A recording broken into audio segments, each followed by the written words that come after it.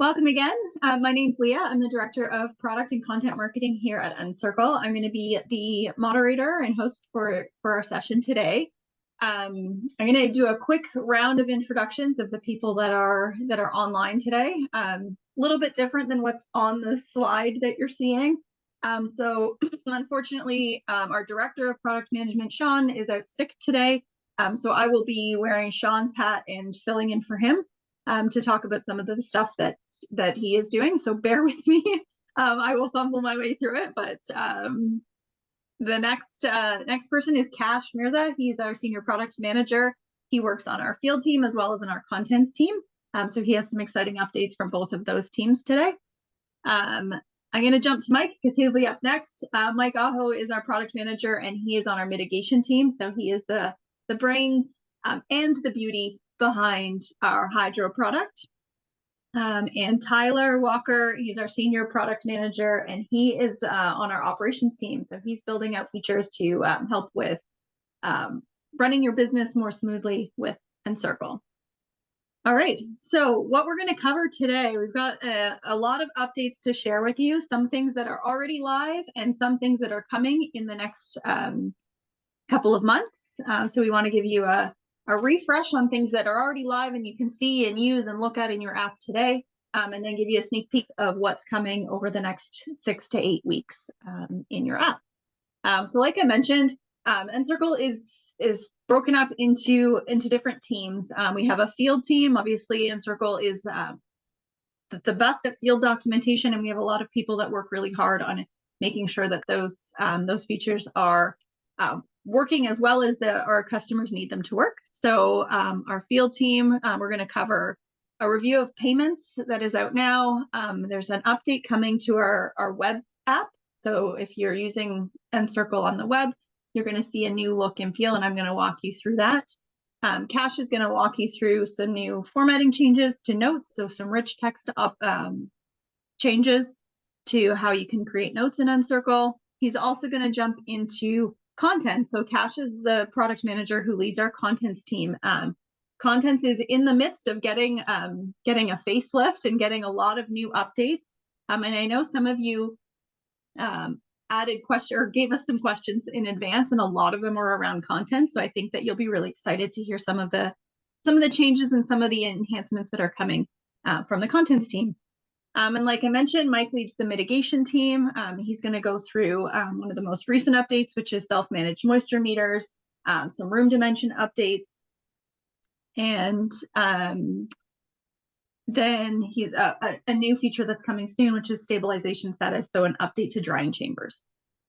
And last but not least, Tyler is leading the operations team, like I mentioned, and he's going to talk through a new feature that's coming soon around documenting when things happen, so dates and milestones and things like that. So I'm going to put my Sean product manager hat on right now and cover some of the updates from his side of the field team. So the first one is payments. So we launched payments at the end of August. So payments is live for everybody in their app. And it's another thing that you can do in Encircle. We heard from our customers, you're already using the mobile app in the field. You guys are working 24/7, you're responding to emergencies, and sometimes your office administrator is not available to, send an invoice link out to a customer at 3 a.m, and you want to be able to collect that upfront deposit or that payment. And sometimes those get missed, or paper checks are handed to a technician who's there in the middle of the night, and those checks get lost, or you're chasing, or anything like that. So people were asking us to create and incorporate payments into our application for those situations.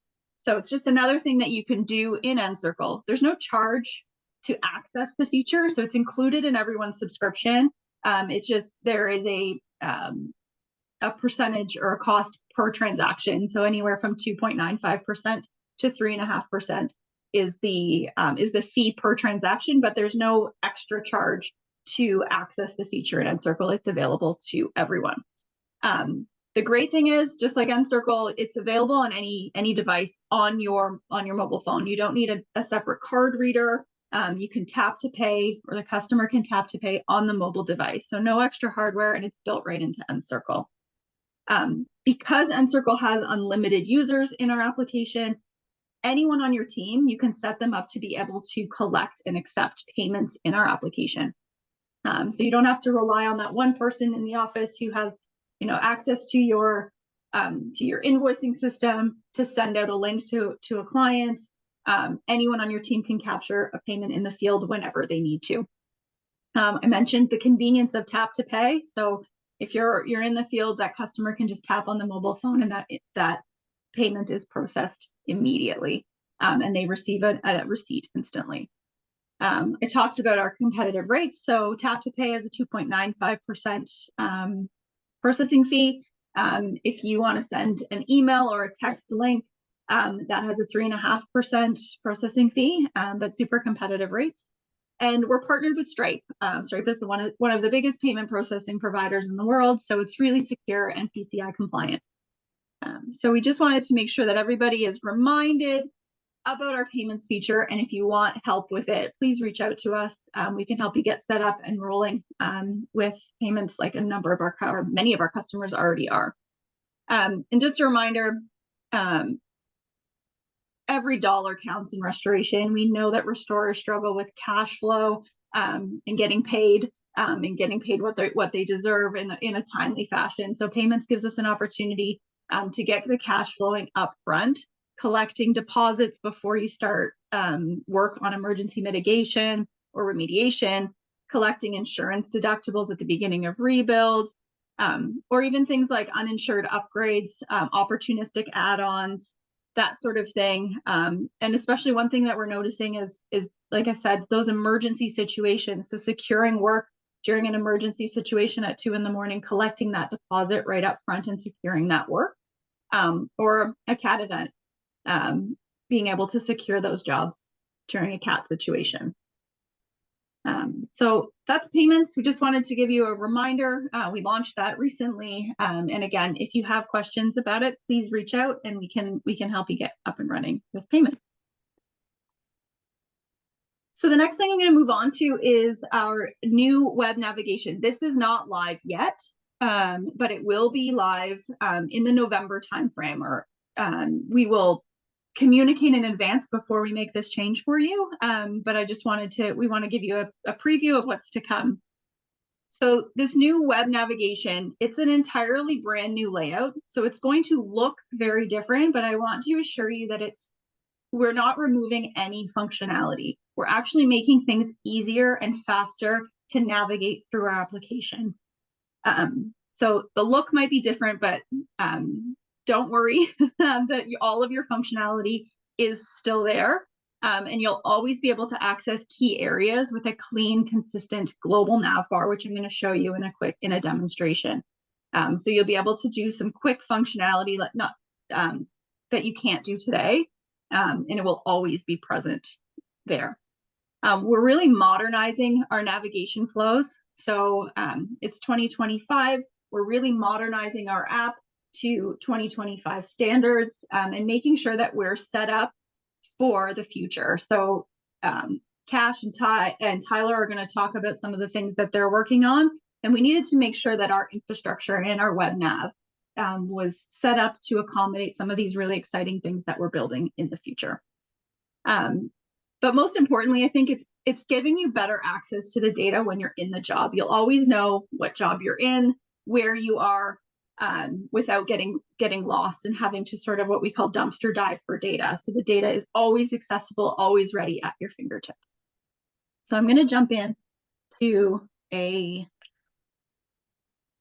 demo. Just give me 1 second. Okay. So this is what you're probably used to today. This is our current web app, current navigation, with the big gray bar along the side and your navigation. This is what we call the inbox. You can jump into a claim or into a job and go from there. What we're transitioning to is a much cleaner, refreshed navigation with a smaller gray bar along the side that has your home, that's your inbox, access to some of those global features, payments like I talked about, as well as your organization settings. And this bar will always be there. If I jump into a particular job, so I'm going to jump into this one right here, things are going to look a little bit different than they do today. What used to be the big gray bar along the side is now transitioned into a tab functionality. So everything is still there. It's just much easier to access. So I have my overview. If I want to jump into structures and rooms to look at the different rooms that are set up in this property, let me jump down to kitchen. So your room now all of your rooms are now in the panel on the left, and you can quickly jump to them from the same tab. You don't have to go back and forth, so you always know where you are. So there's your photos and videos within the kitchen. If I want to jump down to the dining room, I don't have to back out. I can just open up the dining room and look at the photos in the dining room. We've grouped things together in more in ways that make sense to the areas of the app. So contents, for example, which Cash is going to touch on, the spreadsheet view that a lot of our contents users know and love, is bucketed under contents. So if I go into contents, I look at my spreadsheet and I scroll down, I can see the different contents that have been added to it. Pricing is all still available here. So like I said at the beginning, all of your functionality is still here. We've just grouped it into more useful navigation for you.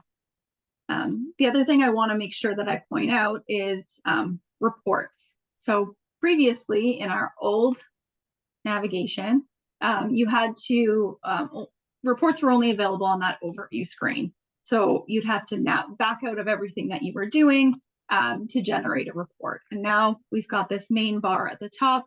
Anywhere you are in the app, you'll be able to generate a report. So if you are looking at your structures, going through all of your photos, you can do your tasks, generate a report right from here, and go from there. You can also share from here. So I think I've covered everything. Modern workflow, just easier to navigate without having to go back and forth. And the other thing that we've added is this sort of sticky toolbar at the top that tells you what job you're in. So if you have to walk away from your desk and come back, no matter what page you're on in that job, it's going to tell you what job you're on. So you can always see it at a glance. So we're really excited about it. I think it's, like I said, it sets us up for the future and gives you, our users, a much cleaner, easier, accessible way to navigate our application. One thing I will mention, because we appreciate that change is hard. So when it goes live, you will see a banner at the top.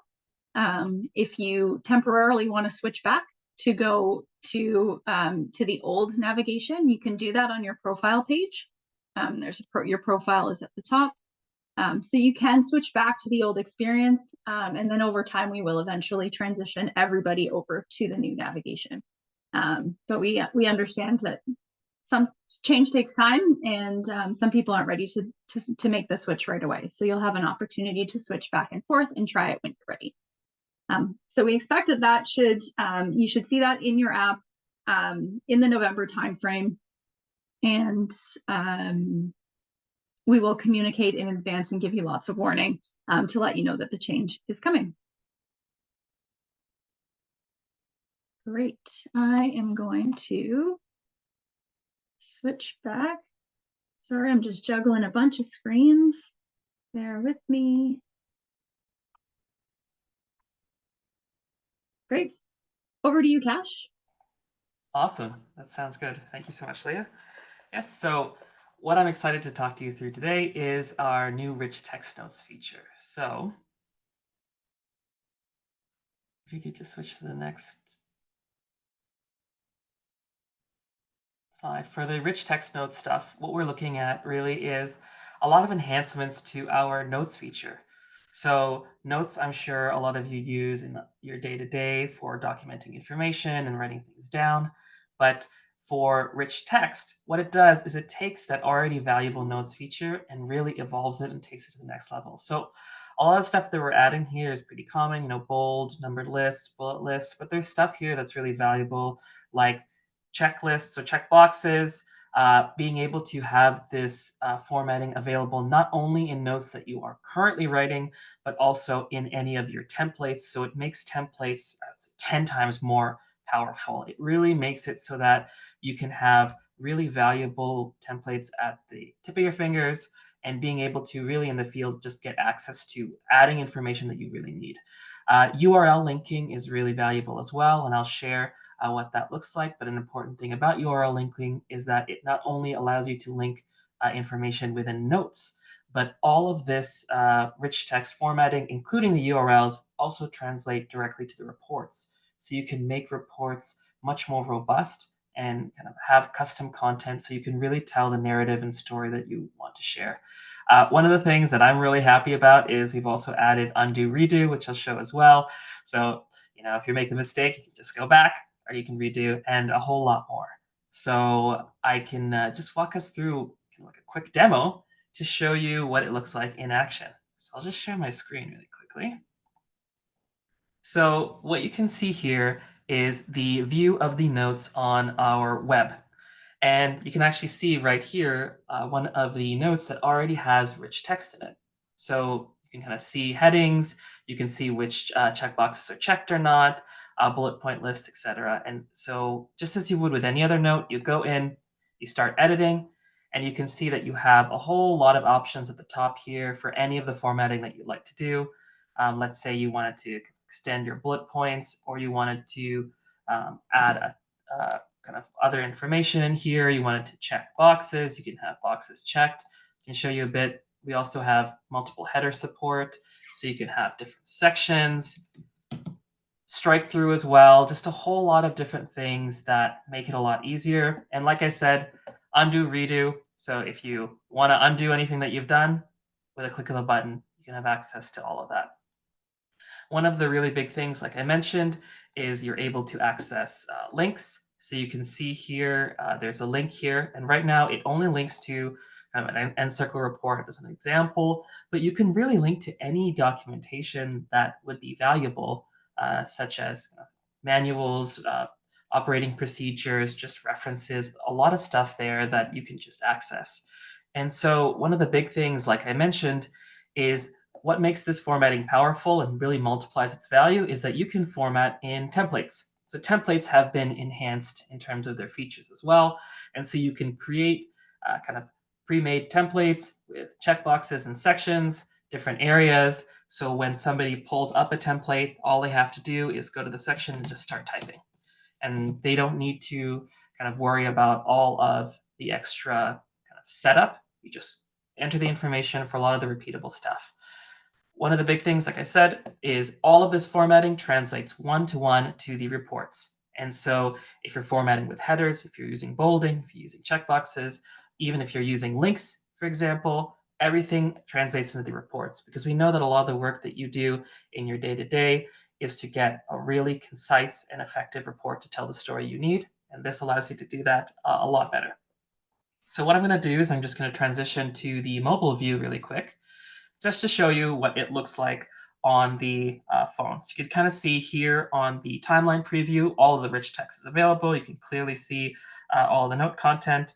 If you were to create a new note, I'll just make one here. You add a title, and you can see you also have the rich text features on mobile. So you can start immediately by writing, and you can turn it into bullet points, start writing information there, and having all of that available.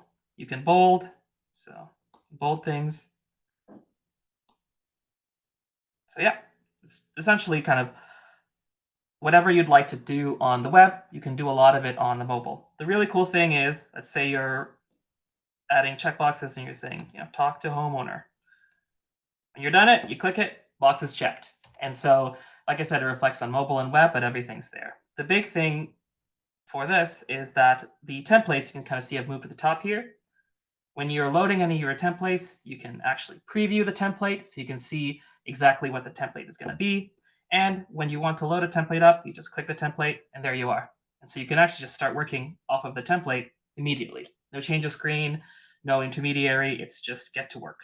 So overall, we're super excited about what rich text is able to bring you in terms of customization, in terms of making notes more powerful, and giving you a lot more control over what your reports are kind of showing in the story you're telling. So yeah, we're very happy with that. Cash, while you've got your mobile phone up there, there's just a question in the chat. Can you show us the image button on the note form? Sure, yes. So I will preface by saying that this is still a test build.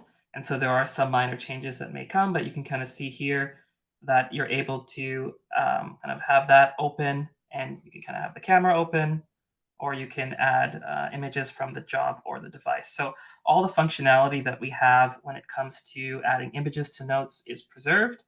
We just add rich text on top of all of that so that notes are that much more valuable. Great.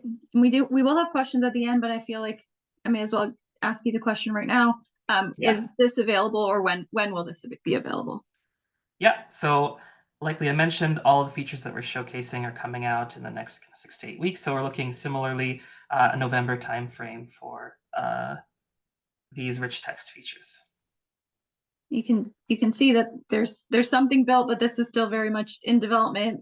Just cleaning up some bugs and getting it tested, and then we want to get it out to you as quickly as possible. So stay tuned. It's coming. Yes. It's good to be excited about it, though. I think it's going to be really impactful.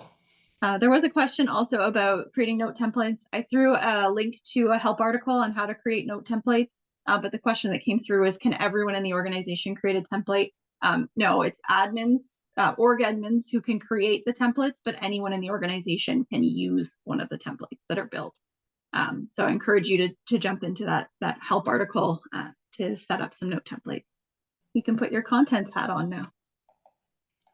Yeah.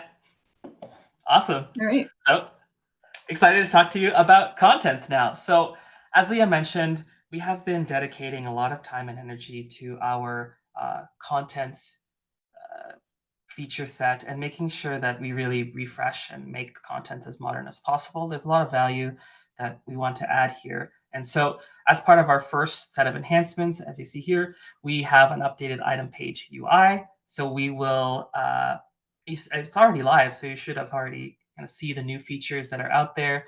You have a clear view of all the item details, box room disposition, quick access to any of the common contents features, and a timeline view of all the contents item notes. So that's already available to you and is kind of the first set of updates that we're having for contents.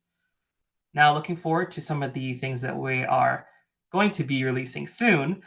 We've actually been taking a really close look at the item creation flow. So specifically, when you go to create an item, what that experience is like. We know that when you're creating items in the field, that is your core experience when documenting a claim. And so we wanted to make that as seamless as possible. And so what we've done is we've upgraded the contents camera. So I'll show it in a bit of a demo afterwards, but the contents camera is fully upgraded. It is matching the room camera. So all the feature sets, including room selector, and the quality of photos, everything is kind of brought up to par, and it's a lot better of an experience. We've also revamped the item creation page UI. All of the core features that you are used to are still there. We've just refreshed and streamlined some of the UI elements and made the box setup and item detail entry a lot better for you. So a lot of the fields that are really important moved up to the top. And I'll show you, we have a completely new box setup window so that adding boxes or setting box numbers is a lot easier. And then lastly, one of the really big things for us is we've approved the the UI so that you can easily lock dispositions and box settings between items so that it's even quicker for you to document and put items together. Yeah, so I will just show a bit of a demo of that as well. So I'm just sharing my mobile screen. And so I'm going to open the contents. And you can see the new contents camera here. So I've got my little bird cup. You can see in the new contents camera, we have the room selector. So let's say you are taking contents in one room and you switch to kitchen to office, you no longer have to completely leave the contents section and go to that room. You can simply switch here and switch, and now you're adding rooms from the office in contents. You can also see here that at the very top we have set box and set disposition. So you can now set your box and disposition at any point in the contents process, both when you are kind of doing an individual item or when you're starting out and you just open the kind of camera, you can actually set the box that you're setting. So you can see, you can set the disposition to total loss, for example, if you're doing a bunch of total loss items. And the important part, and I'll show you, is that that remains sticky between all of the items that you are working on. So you don't have to constantly set the dispositions. And when you're done with it, of course, you can just clear it. So it's easy as that. So let's say we take a picture of this cup for documentation purposes.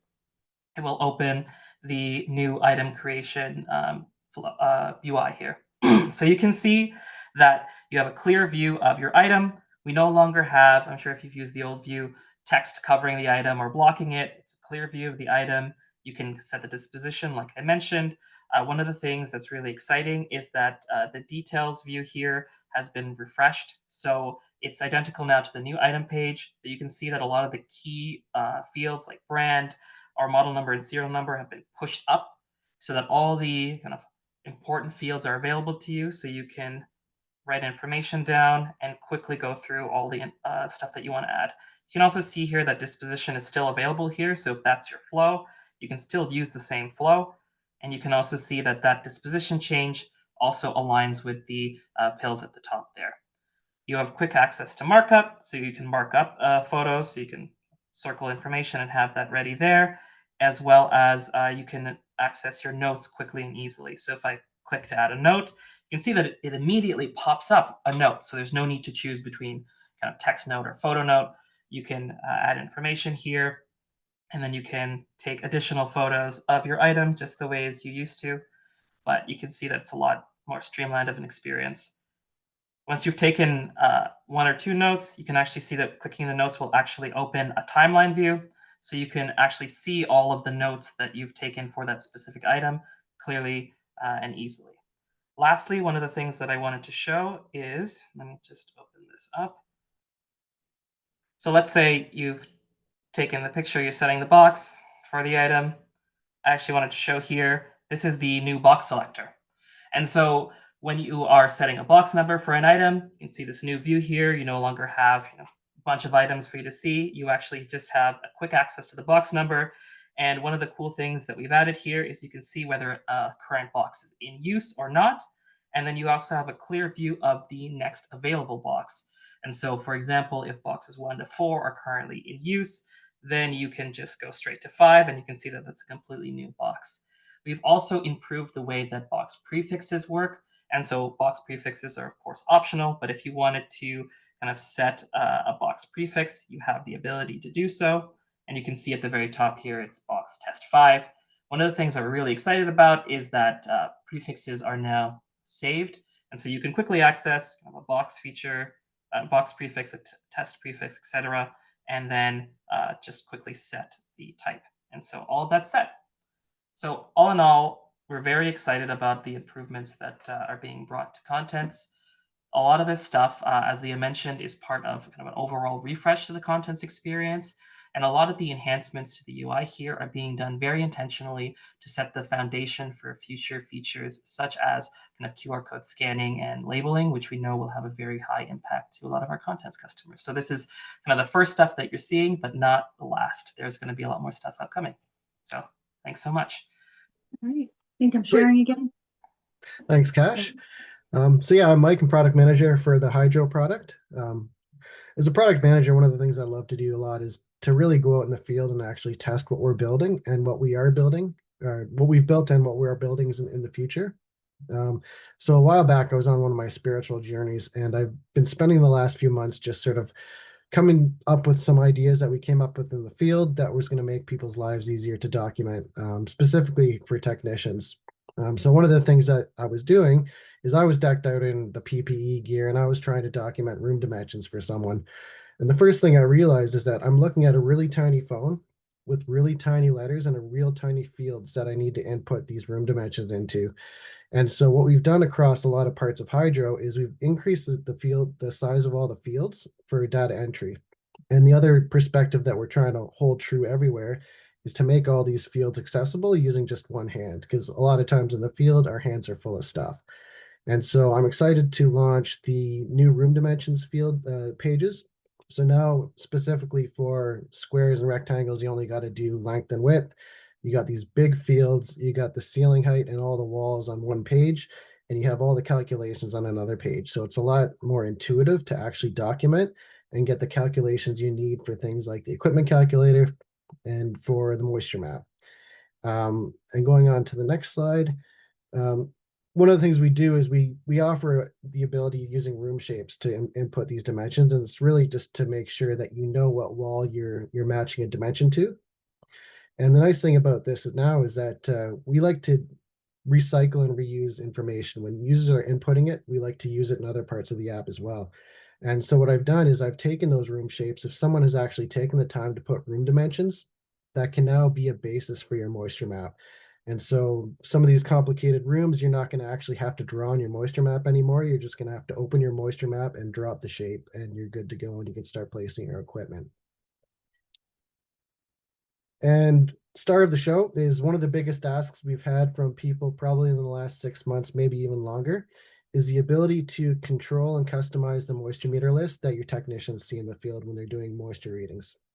So we have a lot of moisture meters in our list. I mean, new ones keep coming out, and now we're offering orgs the ability to select their preferred moisture meters. And so what that means is that on web, you can go through our master list and you can select which ones are going to show up for the technicians on mobile. And I can show you that in a second. But go to the next slide. And so some of the upcoming things that we're also working on. So in most water jobs, there's a few key statuses that you get through. You can call them milestones if you want. You can either be in stabilization, you could be in drying, or you could have a dry building. And the key thing behind this stuff is you want to have all these different statuses time-stamped. And so now we have the ability to do that. And one of the things we've heard from customers in the past is that in drying time has to be very accurate. It can't be a combination of stabilizing time, inspection time, drying time to get a total dry time, because RCs are compared to other RCs based on their total dry time. And so this gives everybody the ability to accurately measure their total in drying time, so that when they're being compared on job performance, they're putting their best foot forward. And so you'll see on the chamber settings page, we do have these options of time stamping, changing and updating dates for each of these statuses as well. So that is not out yet, but that will be out in the next 2 to 3 weeks. And another one that we're working on is custom room shapes. So I did show you that you do use room shapes to input room dimensions, but not all room shapes conform to the standard 4 or 5 that we do. So we're going to be offering the ability to put in dimensions and measurements for any room shape that's going to then be able to feed into the equipment calculator and other parts of the app, such as scoping. And it's going to set the foundation for us to actually ingest all your floor plan dimensions as well. So that if you are using our floor plan, not only are you going to get the floor plan and be able to use that as a moisture map, but you're also going to be able to get the raw dimensions input into the app so you don't have to fill it out yourself.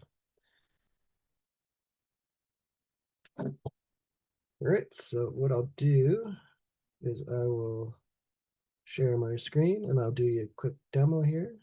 So if you look to the left, I will show you some mobile stuff first. So in the room and affected area dimensions, I'll go in there and I will do an L shape. It's a little bit more difficult. You'll notice that all these fields again are much bigger, a lot more accessible, easily reached with just your thumb.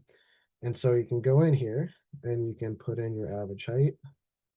You can put in your average height. You can tap on each of these walls so you know which wall you're doing. And you can just put in your dimensions there. Yeah, it's really simple. And once you've done that, you can just enter. It'll give you your calculations there. And then the only other thing that you technically really want to do is put in your total affected area percentage. So it could be like 50%. We got your basic room dimensions done. You complete your task. And now if you go into a room moisture map, you simply hit from scratch, which normally that would force you to actually draw out that L shape. But if you hit from scratch, it automatically plops that room shape down with some dimensions, and you can go about your day how you normally would. So it's a nice way to just speed up the process of doing dimensions and moisture mapping. Just a nice little hack to make your life a little easier. And then for the stabilization section, so you just go into drying chamber settings. And again, this is just a beta version, it's not released, but this is what it will look like. Have a couple extra areas there where we can define the chamber category of water and class of water. And we've added in some more definitions so that the less experienced technicians actually know what those selections mean. That way they actually make a correct selection. And so one of the other things, the final thing that I know, you're one of our customers that have been asking for this. This is really going to make you happy. So you're going to take moisture meter reading, and I've already selected my preferred meters, but now you only see your preferred meters on the list. And if you're lucky enough to have a Tramex meter, what you can do is simply take a picture of the meter with the reading.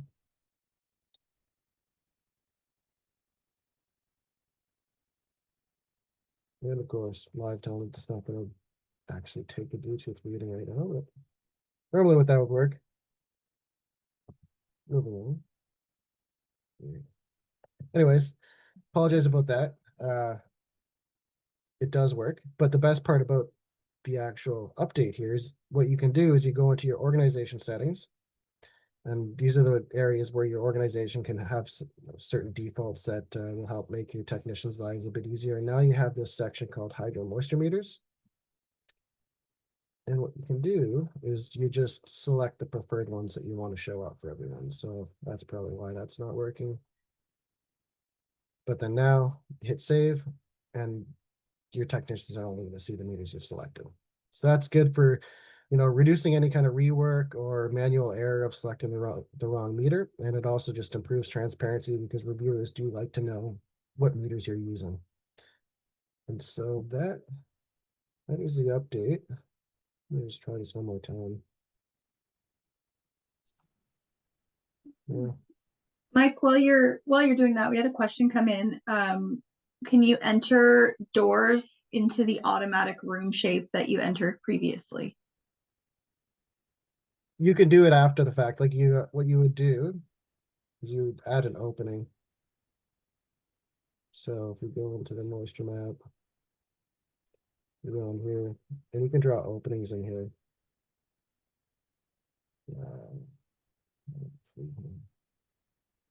It actually might have to look into that. Actually, I know we used to be able to do it, but it doesn't look like the selection is showing up today. I will take that and get back to someone. Yeah, sounds good. Thanks, Mike.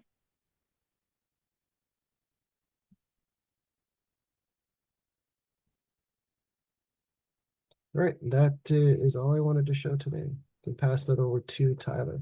All right. Hey guys, my name's Tyler Walker. I lead the operations team. We go by many names, so sorry if I say the wrong thing, but yeah. I get to talk about job events today. So the first point I want to make about job events is that it is a foundational change to what we're doing today. So job events are very critical. You guys do these things on every single job that you work on. We wanted to bring that into Encircle to make sure that we could enhance the reporting solution that you guys already know and love. So the first thing is we're going to capture when key job activities happen in the field. So I understand that work doesn't always happen in quote unquote current date time. So what we want, I'll show you in just a second, the ability to enter the correct date and time when the work actually got done in the field. You'll see a very visual job progress view via your job timeline. So this is the story of your job from when the job was created all the way until the client sends us that final payment and we can close the job and mark it paid in full. Encircle is also taking a more system-driven approach to milestones. So when you set your events, it will automatically update your milestone to show how far the job has progressed. And last but not least, called it a report enhancement. It would be a big miss if I didn't show you guys the reports and how we've enhanced those as well. All right, so I will take over and we'll start the live demo. All right, so claim home, everybody knows and loves it. The first thing I want to call out here is when you create your claims, now we have automatically created this job event for you. It's the job created event, so it will capture when your jobs are created within Encircle. We've added this right side utility panel, sort of well, this is a what's new, but this is sort of a preview for coming soon. So as we build this out over time, you'll start to see more and more icons appear in this right side utility panel. The log event button is here. It shows the list of job events that you guys already are accustomed to seeing throughout your tech stack. I'm not going to go through every single one of them. I'm happy to go through them later. Just not enough time today. But what you have is a date time field here. You can either type it in, so you can enter whatever date and time this actually happened. Or we have a date picker here, so you can select the date and then update the time and then click into the field. So it's actually not going to let you enter values that are ahead, so future dates. So if I set this back, tab over, it will let you go ahead and enter that once you select an event. The close job button. So this is a very important thing. So closing jobs are important, full stop. We want to know when work gets done, why it was done, and why we're calling or why we're pulling equipment off the job. So from here, you have the ability to mark the job closed as job canceled, job lost, paid in full, homeowner non-responsive, homeowner declined, or sometimes the contractor actually declines the work for whatever reason. And also other. The key distinction here for other is when you select that reason of other, we're going to ask you to go ahead and populate those details, and we're going to require that information before we can move on. Other is not very descriptive, and we want you guys to know exactly why you're closing jobs. So if I get out of this and go into the next job, you can see that I've already closed this job. The reason for closing is we lost the job, which is not so good. Another contractor was on site upon arrival, which sometimes happens.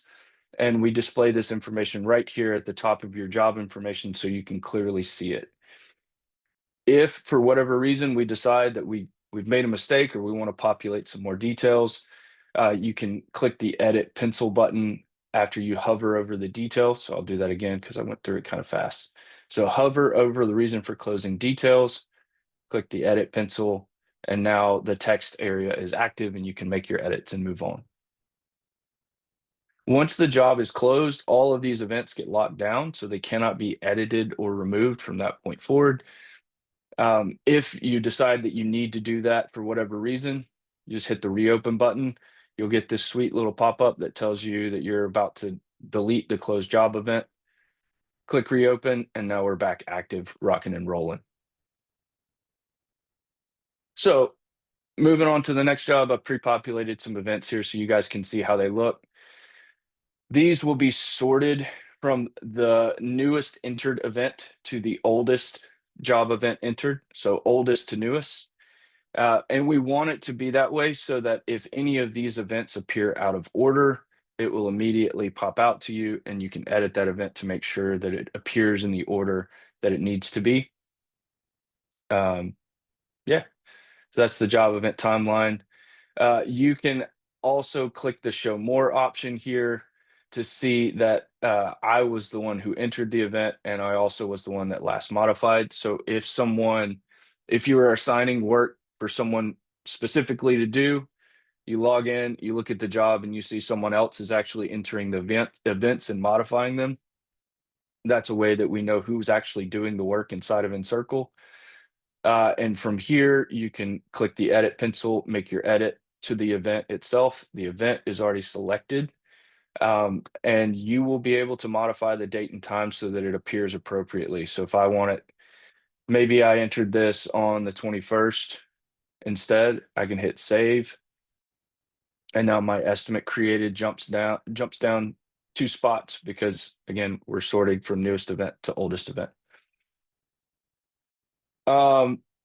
Before I move on from that, I'm going to show you guys how it appears in the report.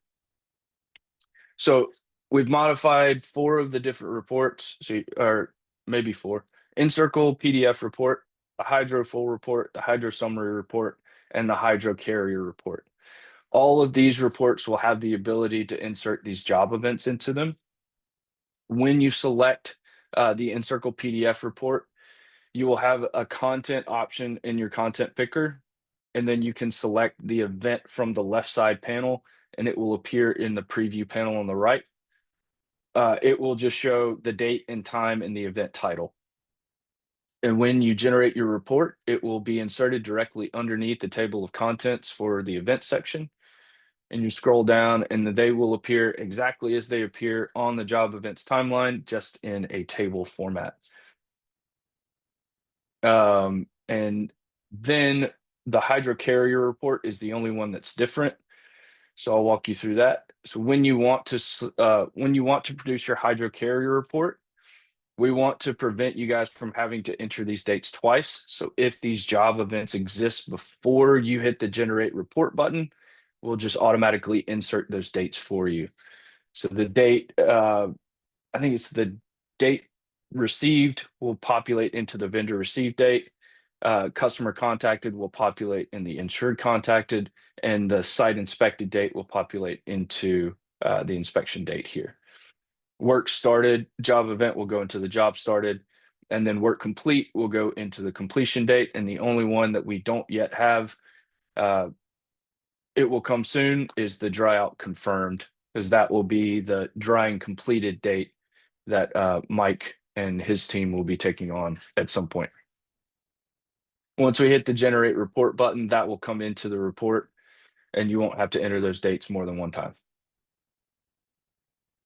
I'll discard my changes, and then we'll switch over to the mobile view.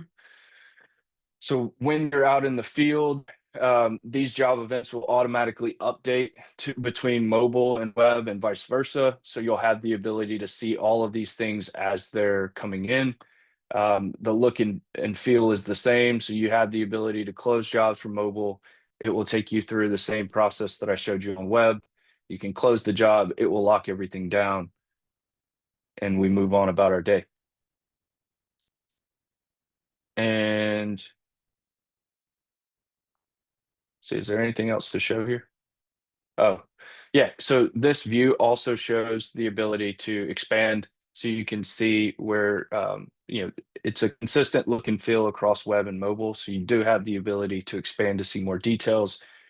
You also have the ability to edit in mobile and web.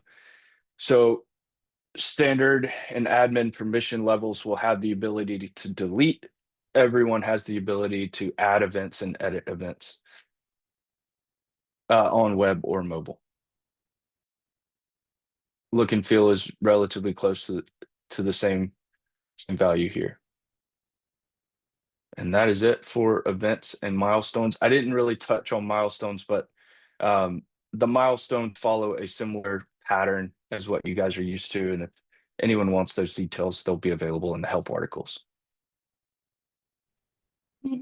Thank you, Tyler. We've had quite a few questions come through. We have a few minutes that I can throw some questions at you. If we don't get to your questions, I apologize, and we will do our best to get those answers for you in the coming days to make sure that you have all of your questions answered. Tyler, the question that I saw come through in the chat is sort of lending itself into a roadmap conversation, which I know we don't want to get into too much, but was talking about integrations with the events or notes to work with other systems like exact analysis. Is there anything that you would like to touch on with that question? Yes. So The exact analysis integration is one that is quite difficult for us to complete. I would highly encourage you guys to go to Verisk and tell them that we need this integration because our data goes into Encircle and it needs to be present in exact analysis so everyone can be on the same page. Again, we are all about keeping you guys from having to enter data twice. It would be super awesome if we could complete that integration and get that situated. For now, we do want these dates and times to go out into your tech stack that you need it to. We're making sure that they're available in our API. And as soon as all of that's integrated, we will let you guys know. Thanks, Tyler. A couple of questions, and I apologize to everybody that's listening. Sean, who was supposed to be on today, is our director of product management, and he is the one who directs our product roadmap. So there's going to be a lot of questions roadmap wise that we aren't going to be able to answer in this setting. So we'll do our best. Tyler, there are a couple for you, and I think that I think you are able to answer these. So things like being able to enter multiple phone numbers or multiple contacts, and things with like sorting at the inbox level. Is it fair to say that we hear you, and these are all things that are part of Tyler's purview as the operations product manager? Yeah, that's totally fair.